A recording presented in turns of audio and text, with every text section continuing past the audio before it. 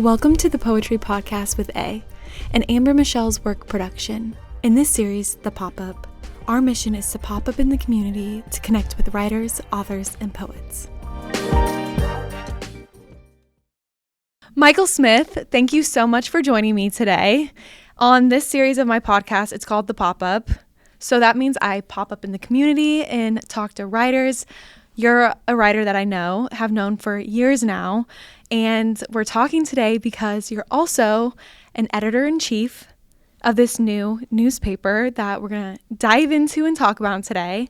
But I also want you to explain where we're at, because a part of this podcast is we're always in different locations.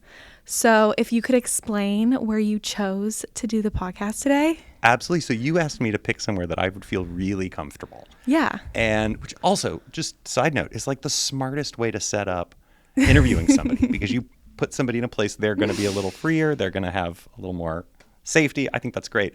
And I've never felt better than when I'm surrounded by books, especially books on shelves. So we are at Basement Books here in Liberty, Missouri, 13 East Kansas, right in Liberty Square. Like I can look across and see it's not City Center. What's it called? That? Town Hall. Not okay. Town Hall. Is that the town hall? Right across the street? Yeah.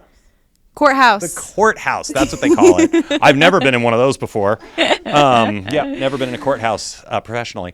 Okay, so that's where this space is at. So we're at Basement Books. Amazing stuff here. They've got I know. It's so cute books in here. I know. I love it. And so physical things are sort of my favorite sort of way to take in literature and appreciate it. And so that's why, it really does connect to the newspaper too, because I love physical books and how they smell and how they feel and what they look like on the shelf when it's funny finished. It's funny you say smell, because I was talking to Stevie, the owner of Basement Books, right before this when you were outside, and we were talking about the smell of this place. What do you think it smells like in here? It smells like a library. It smells like books to me. It smells like aging paper. So Stevie also said a lot of people come in here and say that, but actually it doesn't smell like books. Okay. This used to be a shoe shop. Oh. So but if you think about it, I can see how those smells could get intertwined, because when you open up a new box of shoes, it has that smell of just newness. Sure. Well, leather-bound books, and there's still stitching and So people will walk in here, and if they've been in Liberty for a long time, they'll be like, oh my gosh, it still smells the same as it did when it was that shoe shop. I think it was years and years ago when it was a shoe shop. But yeah, hopefully now it's going to be in a mixture with books, because I still get the book smell as well. It could just be that you're smelling my feet. That might be what's going on. No, I'm sure the smell would be a lot worse than that. Yes, it would. You're right, it would. Yeah, sadly. Okay, so before we dive into the newspaper, I just want to give a little background on who you are, who this person that created and curated this newspaper called The Object is. Yeah. So I have known you for a while. I would say 3 to 4 years now. And I've always just known you to be one of the best writers that I'm connected with. Oh, that's awfully sweet, because I know a lot of those people and some of them are great. I know, but you are in that category. Thank you. And so I'm just curious how writing fell into your life. How did you become a writer? I know you have so many aspects of you. Yeah, that's a really fascinating question, and I'm actually kind of happy to talk about that a little bit. Yeah. In my youth, it always felt like the thing I knew I was going to be able to feel good about having done. So writing stories, writing papers in school, I just remember thinking, oh, right, I'm good at that. But I never really thought, oh, this is what I'm going to do. This is where I'm going to focus. This is what I'm going to give all my energy to. Artistically, I was always excited about doing other things, usually still involved with literature. I worked in professional theater for a long time. But writing was always that thing that I there was a little gear in my head that seemed to spin the right way, to understand how it works, to feel some of that construction kind of going and see those nuts and bolts.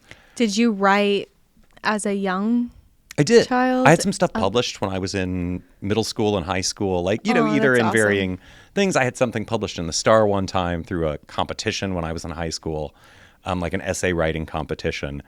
And it wasn't until, and I sort of stopped paying attention. I was lucky enough to get to work in my field. I was a professional actor for a long time. And was busy enough doing that got to be fed my soul and it fed my spirit, and I got to feel like I was doing something exciting and sharing it with communities. And it wasn't until I started trying to produce theater, and I did sort of what I've kind of done with this. I put all my smart friends in a room and said, "Okay, guys, like make a play. It'll be great. I'll raise some money for it, and we'll pay everybody." And as time went along, they kept saying, "Hey, buddy, somebody's got to write a script for this thing. Somebody's got to write it. Are you ever gonna write a script?" So I sort of said, fine. Okay. And I ended up writing what became my first play, Okay. which was a rock and roll musical about Joan of Arc. Ooh. And I'm not trying to say it was great or good or anything, But it was. but it felt right. It felt like Yeah. I was doing something that made sense for me to be doing at that point. So writing kind of was a constant in your life, would you say? It was. Did you ever have any like dips and how to like refine it? Oh, sure. Probably. Yeah. Again later today, I'll do that. That feels like the constant. That's the weird part about writing, because I'd come up doing collaborative work.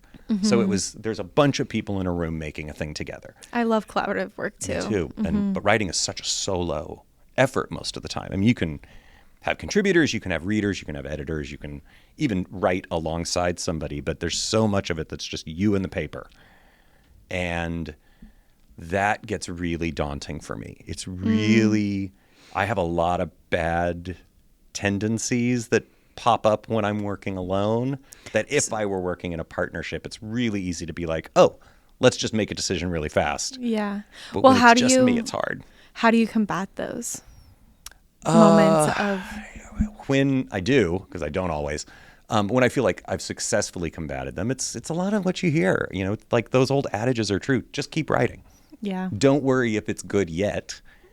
Get to the end, then you can go back and start to worry about things that are good. I always feel like I have this horrible tendency to like be unable to move on to sentence 2 until I'm certain sentence 1 is perfect. So I'll just edit and rethink until finally I'm like, oh no, that's it. That's right. Yeah. And then I get to move forward, which when you're all of a sudden working in a deadline-oriented environment can be pretty detrimental sometimes. That can be tough. Yeah. But just like getting out of your own head almost, and just like getting the writing on paper or computer, whatever. Yeah. Yeah. Okay, so would you say one of your most impactful pieces or your favorite projects that you've worked on has been this Joan of Arc screenwrite or playwright that you Well, it was worked on? really monumental because it was the first time I'd written something and put it out in front of the public in a professional sense. In like, okay, I'm a grown up, I'm doing something I'm expecting. There's this wonderful adage I've held on to for ages about making any kind of art that says always ask yourself one question: would you ask people to pay money for that? And not because I think art by any means has to create revenue. In fact, the whole concept of the newspaper is that it's a free object for anybody who can find one and pick one up. But because there's a level of professionalism that I want to always aspire to. I want to think, okay, this has value that our society puts on it, meaning that it's going to have monetary value, but that just means it's a professional product in my mind. Yeah, and I don't think there's anything wrong with that either. If like you're making art and trying to like go out and sell it, Yeah. I don't think that should be your main goal. But I don't think that there's anything fully like wrong with that with the people that are like, Absolutely. you know what I mean? And there are definitely things in my life that I make that I do expect money for. But this particular project, the impetus behind it was to create something that was fully community oriented. Yeah. That could be absolutely free for the grabbing. But you would say that it feels good to put out because you wouldn't be mad if someone was like, I know this isn't the purpose to pay for it, but you're like, someone could pay for this like newspaper because it's that professional. Yeah, exactly. I want somebody to pick it up and go, I can't believe this thing's free. That's how I felt. Oh, that's great. That's good. Well, when we were at a party and you were telling me about this project. It was before this first issue came out. And I was like, free? Like, what? I was like, that is so unique and amazing. And it's like, it made me even more enticed to read it almost. Oh, good. Just because I'm like, I know that you would curate such good people to write and be a part of this. And I knew some people in it, and I was like, I can't believe that you're going to be able to put this out for free. That's why I feel so incredibly fortunate and lucky that the connections I've made with some of these other writers that I admire so much were strong enough that and that the idea, I guess, was rich enough that everybody was getting excited about it. Yeah. It's hard when, and this whole process for this very first issue was a really interesting process because one of the fundamental parts of its mission is that this is a physical object only. So that is the name of the newspaper, The Object. There is no online version. You can't read it on a website. We don't have a social media presence. So the goal was to create something physical for people that can interact with the thing itself. And so as we were making this, and I'm reading this stuff on screens, on computers or phones or tablets, and then even putting it together and seeing this layout that Hector Casanova and I did together, we knew that, okay, well, we have some idea of what it's going to be. But until we held the thing in our hands, we just didn't know.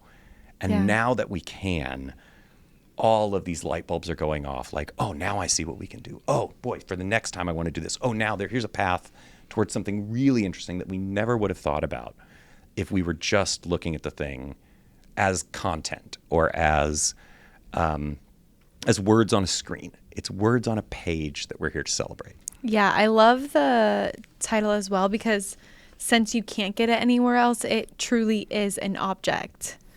So how did the object form in your consciousness? Like, how did you give birth to this idea? I have always been, boy, this could be a weird story. Do you want the weird version? Always. Oh, good. I love things when they get weird. So I remember being at a bowling alley one night and watching the little machine that picks the pins up and pushes the pins away and the ball rolls back up. And I just thought, boy, we perfected this machine in the 1960s. Somebody got an idea, was like, oh, hey, I know how we can make bowling easier.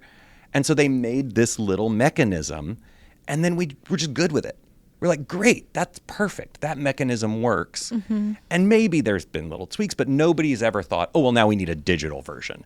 Now we need to fully refigure how we're going to push the pins down or move the ball up. Except the Wii. Well, except for the... Yeah, right. Okay, yeah, there is a digital version. But so... I know what you're saying, though. Thinking about these antiquated machines, these old machines that still serve their purpose, but there are so many of them that we're going to lose that purpose soon. And so being a lifelong fan of the printed word, of books, the physical things themselves, I started thinking about printing machines. And those are antiquated machines that we really don't need anymore. We can read our newspapers, our books, on tablets, on devices. And in fact, it's probably, I agree. I mean, I don't own one, but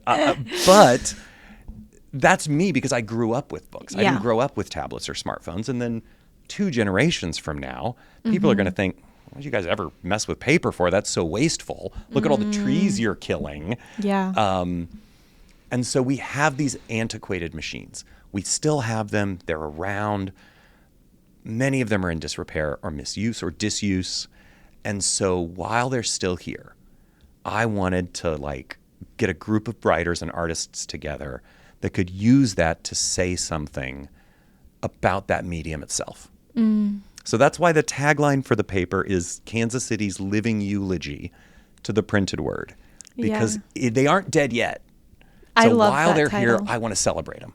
I want to celebrate words on paper, ink on the page, and just luckily have found a group of people that are also excited about that idea and really interested in pulling it apart to see all the different things it might mean. Yeah. So where have you been putting out the object? Where can people go? Since you can't just go online and buy it, where can you go and pick up a free copy? Awesome. Well, we do have a website, which is theobjectkc.com. Okay. And there's a comprehensive list, which I'm not going to get correct without looking at it. But and again, local. So it's Kansas City's, because at this point, that's as far as I can drive to put some things out. Well, technically, that's not true. There are some spots in Lawrence, Kansas. One of the places that people will be able to find the next issue, which comes out on November 1st, is right here at Basement Books in November Liberty, Missouri. 1st or October 1st? Wait, what did I say? You said November 1st. I meant November 1st. Okay. That's what I mean. No, you're good. I didn't know if it was October 1st. Yeah, it'll be November 1st. So hopefully people will be seeing this right before they get a chance to run out and grab the brand new issue. So bookstores and galleries and museums. Okay. I want it to be treated like people who care about books treat books. And I want it to be approached also like an art object in the form of a newspaper. So that's why we focused on galleries and in bookstores. So on your website, you're saying that there's a list of these places where you can go pick it up. There are, but I can give you a little sort of local tour. The ones that just like top 5 that like pop in your head. Right. So Prospero's Books, Rainy Day Books. Also, they're all independently owned bookstores. Okay. There's no corporate chains or anything. That feels a little antithetical. Sorry, Barnes & Noble, but hey, if you guys want to give me a call, maybe we can chat. We're in the Kemper Museum of Contemporary Art. We're in the Nerman Museum of Contemporary Art, the Spencer Museum in Lawrence, as well as a lot of the galleries. Haw Contemporary Gallery. We're in the Sherry Leedy Contemporary Gallery, Leedy Volkus Gallery. So a lot of the First Friday Crossroads District stuff. If you're in Kansas City, definitely head out on November 1st. Yeah. And if you don't see it, ask for it, because then hopefully they'll have it the next time. Well, I actually was going to certain bookstores. I was at Rainy Day Books, and I went twice, and each time I went, they were sold out. And that was when you re-upped it. So, like, people will grab this, which is amazing. That's so cool. I know. And they were like, even when I was talking to the owners, I asked for the object. And they were like, oh, no, we run out literally so fast. Oh, that's so cool to hear.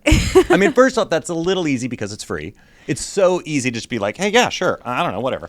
And but maybe they'll read it, maybe they won't. I think, so I had this at my house just sitting on my coffee table. And anyone that was coming over, I can remember 4 people specifically stopping and picking it up. And I have like books laying around and stuff, but I think there's something about a newspaper that isn't just like the Business Journal, or that's just unique.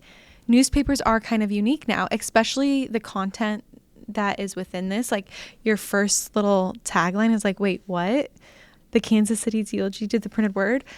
It makes you stop, and it's unique, you know? Oh, good. That's really nice. So I've had 4 people like read at least this first story at my house, just like being at my house. Oh, cool. Yeah. And I had to, I want to get in the contents of like what types of things are in this newspaper. Oh, sure.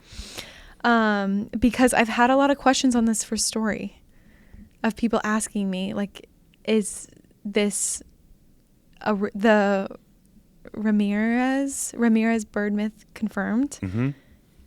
It's fiction, right? But is it? That's my understanding. Yes, it is. So it's fiction. In fact, the writer credited on this is not the name of the writer who wrote the piece. Yes. Their name is Corbin Richards, and they're credited in the paper. Yeah, you can, if you read through the whole thing, you find that out in the back. Yes. But their idea around this was that they leaned really, really hard into, okay, if we're going to make a newspaper, then I'm going to write a news story. Yeah. And so they wrote this really wild news story about somebody who is who's already deceased, and during the autopsy they discover a dead meadowlark inside their chest cavity. Mm-hmm. And I was really fascinated. Now Corbin is also very, like, their real milieu is horror and thriller writing, and so it leans a little bit into that. Yeah, it does. It really does. And this is actually going to be part of a series. So we decided this was going to be an investigative report by writer Joel Desmond, but written by Corbin. And this writer is going to be going on a journey that we think is going to take 6 issues. Amazing. To fully complete. I was just because I this didn't morning, want to stop reading it, because when it stopped, I was like, wait, What? Well, there you go. But once again, if you read the whole newspaper, it tells you that this is a fiction story, but it's written so journalistic. That's why I just had to like clear the air, because it's like real hospitals in Kansas City. It feels like a real journalistic story. Here's something that's interesting to me, and there's so much about the creation of this first issue that felt like fortune smiling on us. Mm-hmm. So I had a fully different vision for the front page above the fold story. I'd engaged with the writer. I'm really interested in language and how language is written, and I'm hopefully still going to work with them. But they were going to write about their father's particular dialect of Chinese that they grew up speaking and hearing, and they were going to write about why a particular character is written the way it's written. So ink on paper, but just from a fully different aspect. And then they just got busy. They got so busy with their stuff, and then the timelines changed, and so it just didn't work out. So I was sort of like, oh no, now what's going to be my lead story? And then this just popped out at me, and I realized, especially once holding it, I realized it's precisely the right story, because it is that weird, wait a minute, is this real? Yeah. This seems so much like a real news story. It's written that way. Everything is in that format. It's in that box. And so I was really, really pleased. And again, it was like, it wasn't supposed to be like that, but it was clearly supposed to be like that. Yeah. And luckily that's how it worked out. And so I'm excited that this story is going to continue, because it really did catch your attention. It is. And I just wanted to read this one thing that was like the ending of it to kind of entice people. When I die, will a meadowlark be pulled from my chest? A robin or a cardinal singing its jetting song to the world? I can't help but wonder.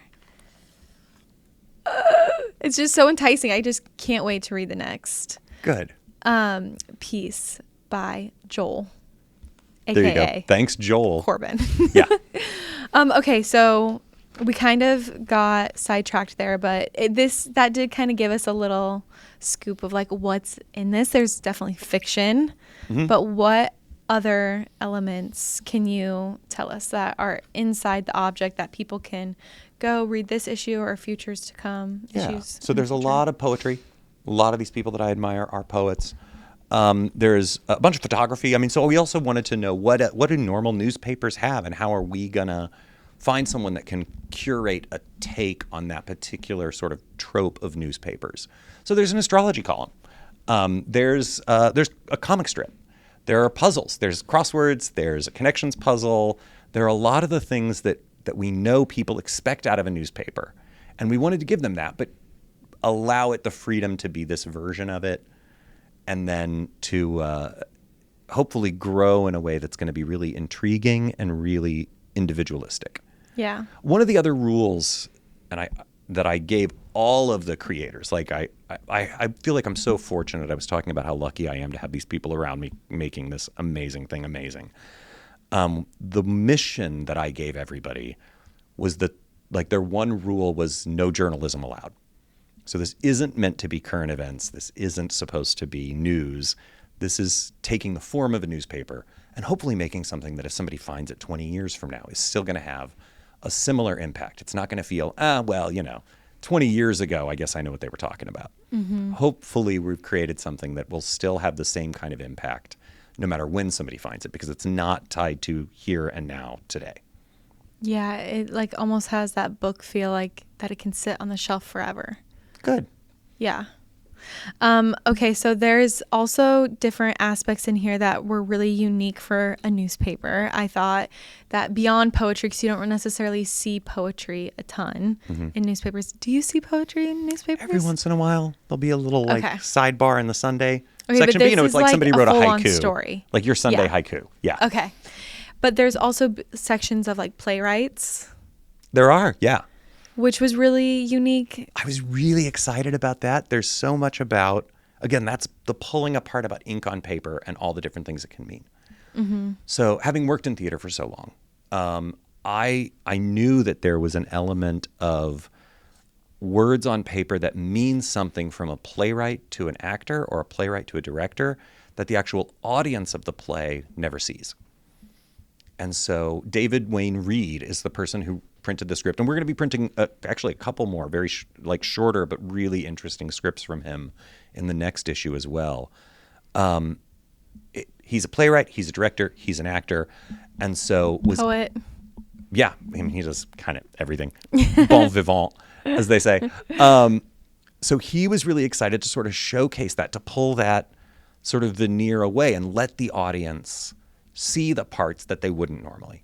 You know, and it might be in parentheses, it might be in italics. It could just be a really particular crafting of writing that communicates something from the playwright to the actor so that the actor knows what to communicate to an audience. In a future issue, we're actually going to be printing sheet music. So I've got a composer who's going to be writing ink on paper, and again, in a fully different language, in something that reads from the writer to the performer, who is then tasked with translating that to the audience. Okay, so this kind of leads me to one of my next questions of just like who's making this, who makes up, like who are the writers? Excellent. Thank you. I can never crow about them enough. First and foremost, I want to like shout out, and I know I've said his name already, but like my truly most principal collaborator on this is Hector Casanova. He's an illustrator and a layout artist.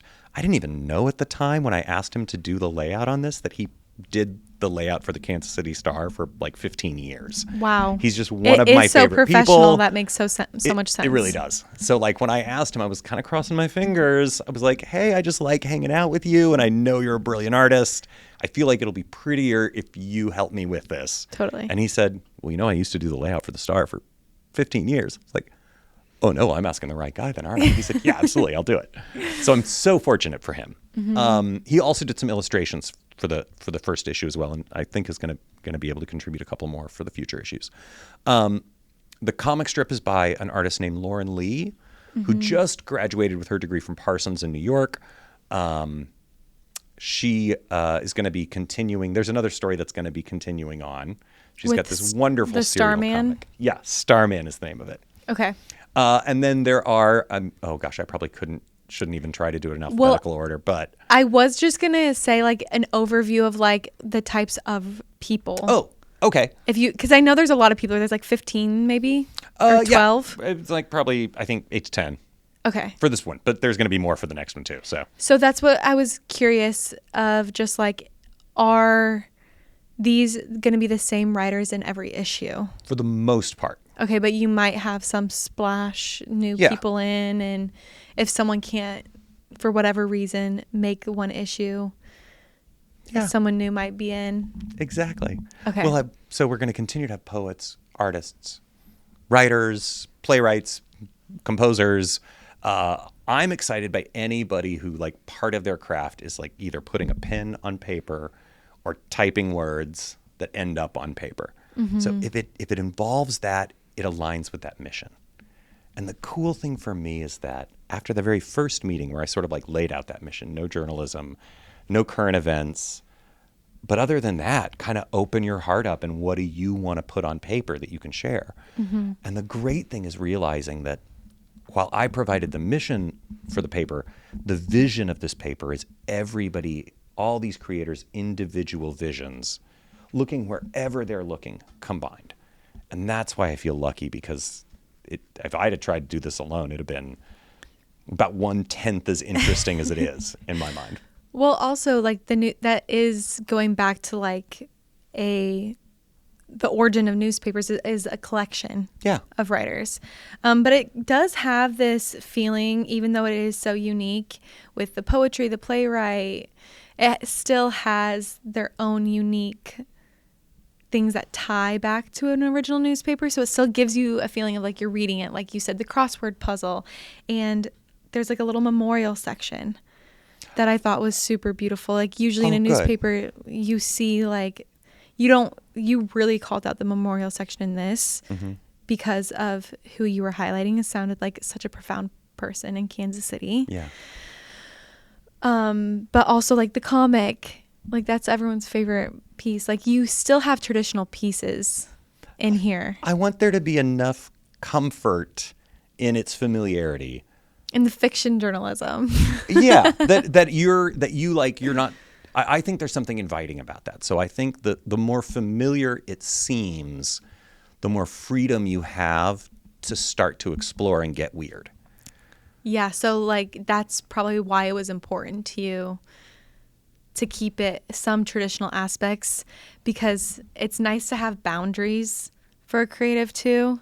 Yeah. You know what I mean? So you can even get more creative. I like thinking about working within boxes. Yeah. And in fact, to a lot of the people I've said this very similar phrase, at least. It's like we want to put ourselves as when we're working on this, the idea is to put yourself in the like cardboard box of a newspaper. And then while you're in there, start to jab your elbows on the side, start to kick. Make it a circle. Yeah, and see how you can reshape that box while never leaving the box, while not turning it into, oh, now it's just a novel, or now it's become something other than a newspaper. Allow that exploration to happen while still retaining just enough elements that it is still a newspaper. Yeah. Yeah. So I'm curious I don't want to say your favorite piece, but if you did have a piece that just like surprised you the most, that really connected with you, I'm curious what piece in this issue really stuck out to you beyond any of the other pieces, which I know you love them all. I love all my children. I have no Who's favorites. your favorite? There are so many different elements that excite me. I mentioned that Corbin's piece really sings as a like a take on actual journalism, on newspaper journalism. The way that Aya Abdul Rauf explores sort of the meta concept of something realizing that they're words on page. The character speaking understands that they're within a newspaper and puts themselves even physically on the paper in a way that I can't even describe, because it's such a like there's so many like mental acrobatics that she needed to do in creating this thing, but that means that she did them for the reader, so the reader just gets to experience it. The play by David Wayne Reed really excites me. One thing I've noticed is that when delivering it or when seeing people pick it up, especially if they don't know me or if they're just happening across it, is how many times people immediately start leafing through it and then stop at the astrology section. And are like, oh, here you go, it's zodiac time. And then they read it out loud. They're like, listen, everybody, just like people do with the totally newspaper. did that. There you go. I did that with my husband. I was going to ask if your friends who picked it up, if any of them had stopped and done that. Probably only...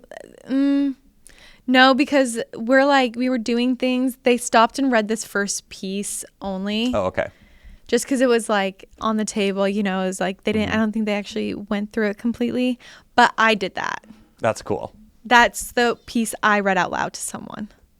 I'm like proudest in a weird way, and that's proudest. I'm very proud of the fact that I got to print that in memoriam to Lou Jane Temple by Mark Manning, because Mark was one of my artistic mentors in this town. So I was a mid-teenager, showed up and started to like see all the performance artists, like all the weirdos making weird, fascinating, edgy, usually queer art. And this guy was like a literary icon to me.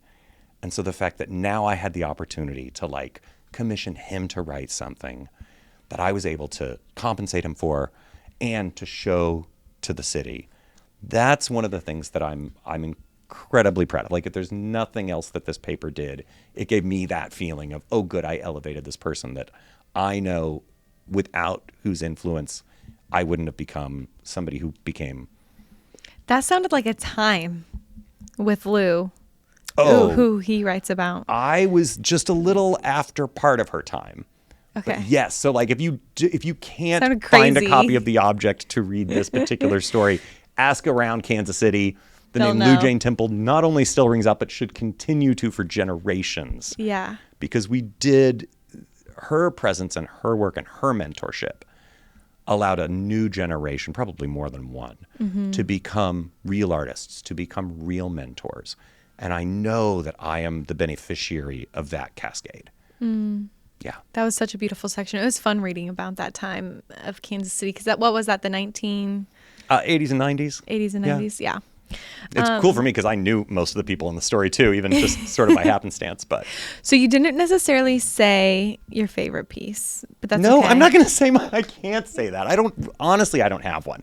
Whichever one I'm reading, unless it's one by me, it's my favorite. One that I thought just stuck out to me the most. I'll say my favorite. I love poetry. So, it was titled, it wasn't Reclamation. It was the other piece that Lexi wrote.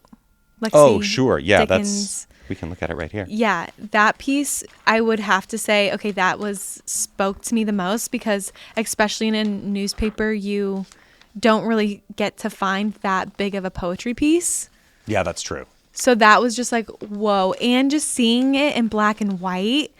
And I loved this photograph. Oh, and Lexi's a brilliant photographer too. Yeah. So Yeah. like this page was just really, this section right here was just beautiful to me. And what page is this on? Page 3? Page 3. Yeah. So Review from Above.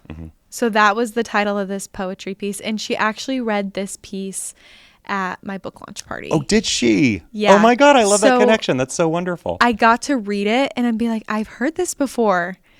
And then I that's so asked her and she joyous. was like, yeah, it was the same. I think she edited it maybe a little bit differently for this. Okay. But I thought that was so cool that I first heard it and then I was able to read it and then connect it because that's how powerful of a piece this is. That because sometimes you hear something once and then it can kind of go in one ear out the other. But when it sticks in your memory like that, that's when you know it's special. Oh yeah, that's wonderful. Yeah, obviously, I mean, I found this incredibly moving too. Yeah. I feel so honored that these writers are letting me print this stuff. Like, my so much gosh. of me is like, guys, we can only make so many, and your words are so good. Okay, and then I want to get this one. This is my next one that surprised me the most was this interview with the Unreal by what was her Aya name? Abdul Rauf. Okay. Aya. This, you kind of spoke to it a little bit before, but I just wanted to explain it a little bit more because it was so unique to me Please, yeah. of how she was interviewing the characters inside her newest novel. And that was just like, wait, I was so taken aback by how creative that idea was that it makes me want to go pick up her new copy that you were speaking very highly of. So like this section made me want to go pick it up, but now hearing it from you too, I'm like, I need to go get it. It's okay for me to plug some of these folks a little bit, right? Yeah, of Oh, course. Cool. So yeah, Aya's new novel is called The Fox and the Stag by Aya Abdul Rauf. It's available like on all major platforms where you can get it. I recommend getting the physical version, of course, but that's just because I love books. It is one of the most impactful novels I've come across in ages.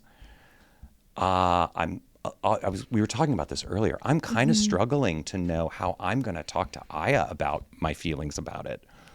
Because I know if I had written something and somebody started like being as loquacious and effusive in their praise, I would start to feel super uncomfortable if it was my stuff they were talking about.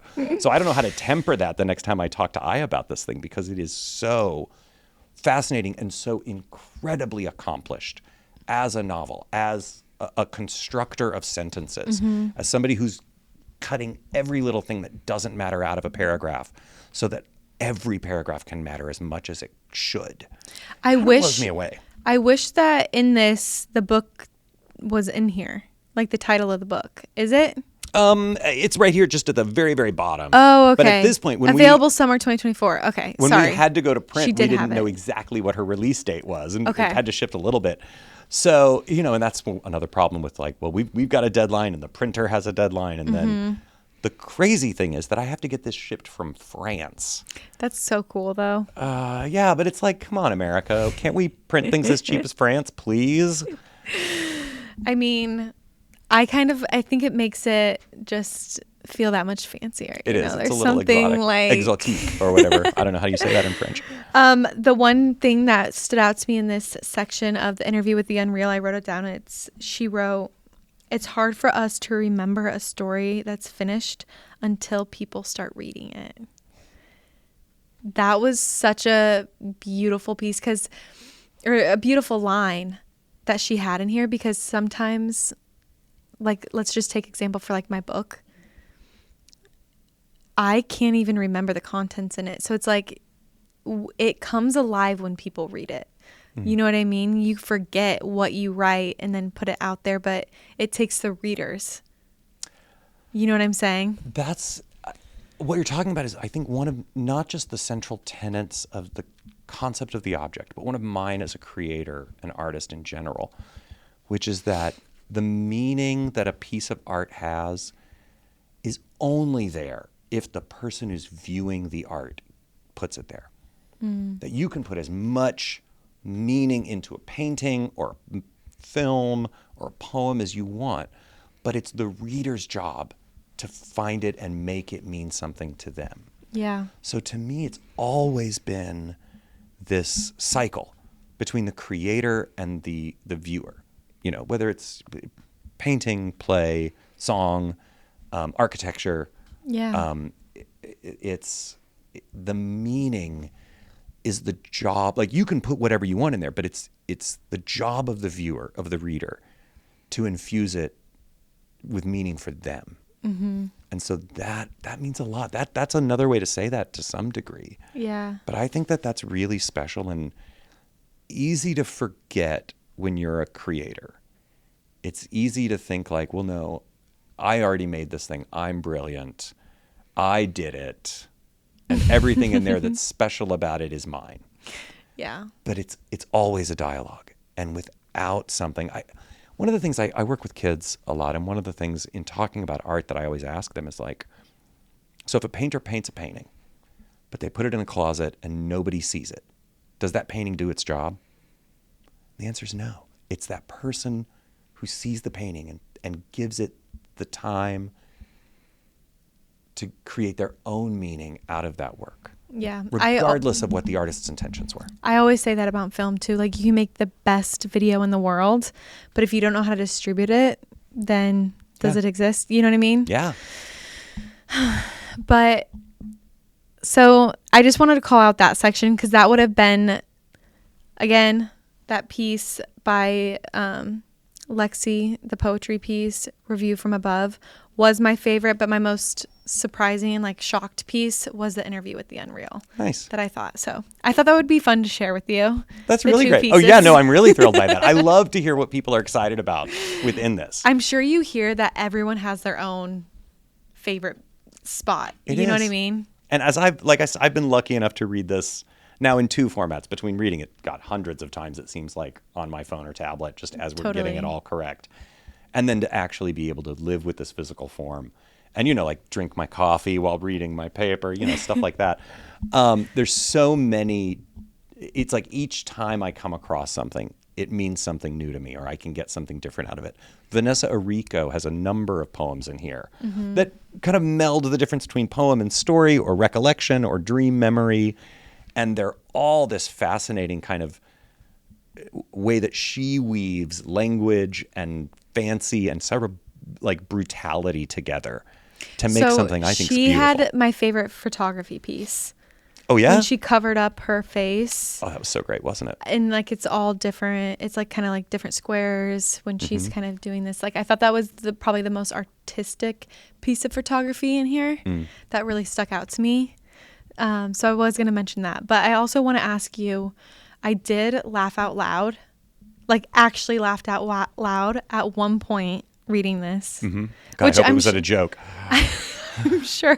Was it on a punchline? Let's cross our fingers. I was going to ask you if you could guess which piece I laughed at. Well, look at the paper again. I don't know. What else we got in here? I know. See? It takes the readers. You forget when you produce something what's in it. I don't know. You're just going to have to tell me. I could guess all day long. Okay, it was Vanessa's piece. Was it about Machine Gun Kelly? Yes. It's ridiculous, isn't it? She says she still has those dreams every once in a while, and her husband's so mad about it. Okay, well, Machine Gun Kelly is my celebrity crush. Like, if you asked my husband who my celebrity crush was, he would say Machine Gun Kelly. See? I've been to his concert multiple times, you know. But in that piece, she literally was so blunt in it. And it almost feels, okay, so not only this piece, but your piece that you have in here called Lust and Learning, Mm-hmm. that piece also felt like this Sex and the City gossip column vibe. Oh, that's great. That was never in my head about it, but I love that that's the meaning you found. Yeah, that's like where my mind was when I first read, because I think Lust and Learning happened first. Okay. And then the Machine Gun Kelly piece Mm-hmm. happened later on. But I thought at first when I read Lust and Learning, I was like, ooh, okay. Like we're getting like a little sexy. Because in that show, Carrie Bradshaw is always writing about her like dating life Mm-hmm. and giving people like little lessons about love. Mm-hmm. And so that's why that Oh, piece that's really wonderful. stood out to me. Are you going to continue Oh my the God, Lust I'm and the Learning? Carrie Bradshaw of Kansas City. That's so exciting. You are. I have been really interested in erotica as a form for a long time. I mean, I always think of like the reasons I'm grateful to be a native English speaker are things like the fact that we can read Shakespeare without a translator. And we can read, in this instance, most particularly, we can read D.H. Lawrence without a translator. I get to read actual D.H. Lawrence words. Another one of my favorite writers, Gabriel Garcia Marquez. Until I get really, really good at Spanish, I'll never really be able to read him. I'll only be able to read a translator's version of him. So erotica to me, and D.H. Lawrence is one of the main reasons I feel that, is a really interesting format to me. And I know it's had a lot of, it's been rising over the years. There have been some really popular novels that have been written, movies made out of that stuff. So I'm excited to explore that. My particular version, everybody always seems to, at some point, realize they're just super sad.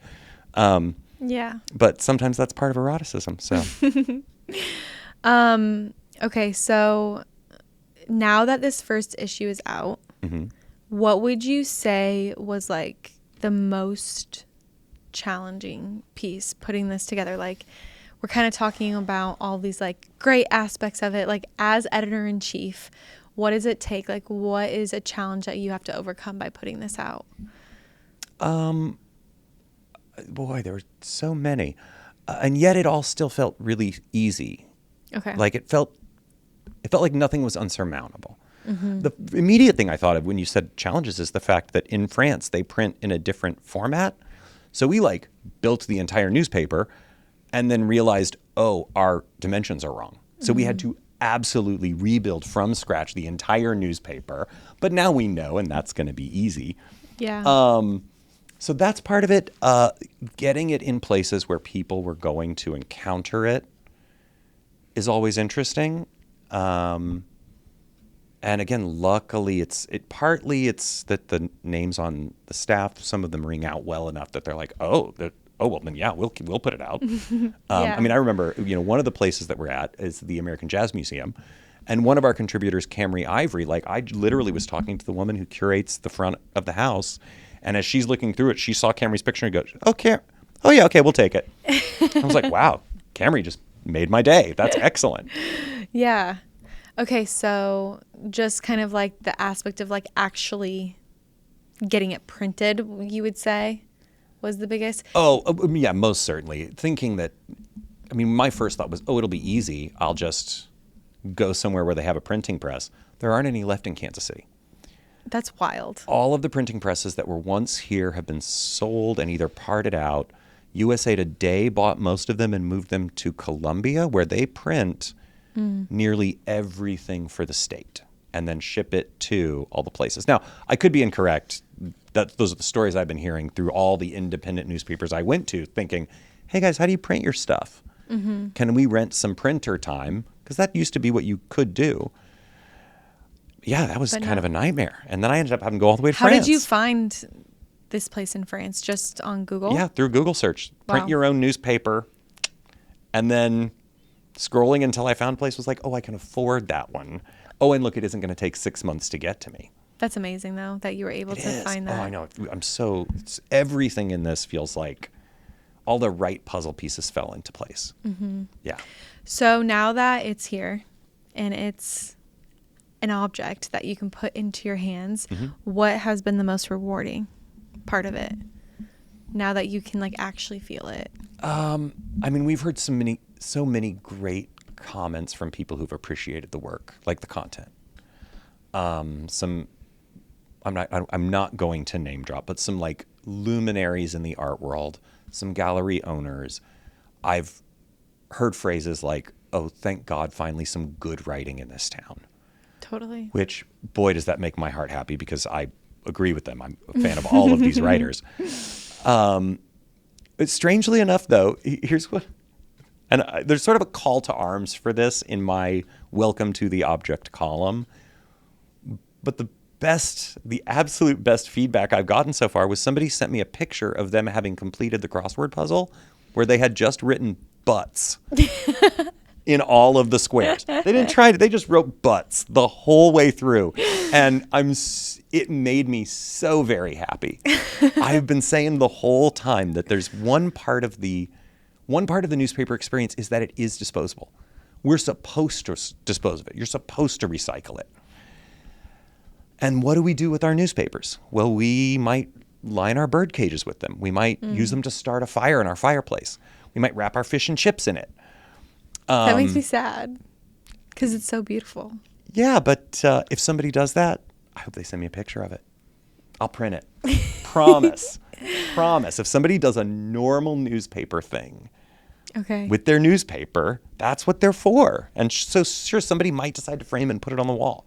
Somebody might decide to put it on their bookshelf. Somebody might decide to do something and fully dispose of it. Yeah. And that's all part of this experiment, is what does it mean when we put ink on paper in this form? I love it. Okay, so what is next? Where are you going next? How can people get in touch if they're inspired? I am easily and always reachable and always interested in chatting at editor@theobjectkc.com. That's my email address. And I'd love to hear what people think. I'd love to hear from people who want to contribute. I would love to hear from organizations that want to like reach out and house it in their place. We do. So we've mentioned a few times that it's free. I also am cautious, or at least I care to mention that while it is free to the public and there will be no advertisements, this is not a capitalist venture in that sense. All of the writers have been paid for their contributions. All of the artists have been. That will continue as well. Thus far, we've been lucky enough for the second issue to look like it's going to be fully funded publicly, meaning by people who are just willing to make a small gift. Donations. Well, we can't say donation because we're not a not-for-profit. Got it. But we can take a gift. And all of that money goes to pay these writers, pay these artists, and print more of the thing. So I just am careful to point that out because I consider this, even though it's free, I definitely consider this to be a professional product. Yeah. And part of that means the people who are giving their time and energy and talent deserve to be paid for their work. So what's next for next the step, object? The object second issue will be out November 1st, on First Friday. And then within the next couple of years, sort of the 2.0 version will be starting, where we will be starting to publish collected books in varying formats. So maybe a normal binding like somebody's used to, maybe something a little different. I'm interested in all of the different things the word book can mean. I'm currently talking, and I'm not going to say names because nobody's signed anything. These will be things that are for sale that, again, the contributors or writers or full creators will be absolutely making the money on. But we'll start to be printing physical books that can be sold. And we'll be in bookshops, and they should be available online in all sorts of ways.